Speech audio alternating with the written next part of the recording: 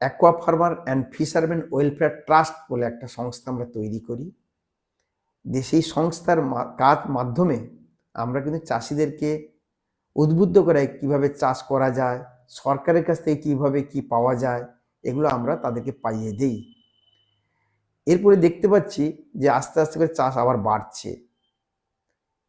আগামী দিনে যাতে আরও চাষ বাড়ে তার জন্য আমরা নিরলস প্রচেষ্টার মাধ্যমে বা আমাদের চাষিদেরকে একত্রিত করে কিভাবে চাষটা করা যায় তারও আলোচনার মাধ্যমে আমরা বিভিন্ন সায়েন্টিস্টদের সঙ্গে আলোচনা করি এবং বিভিন্ন কোম্পানির সায়েন্টিস্ট আছে, আইসিআর আছে, সিবা আছে, তাদের সঙ্গে ডিসকাস করে আমরা কিন্তু এই চাষটাকে এগিয়ে নিয়ে যাচ্ছি। এর ফলে কি হচ্ছে, আমাদের অর্থকরী ফসলটা যাচ্ছে প্রোডাকশনের পরে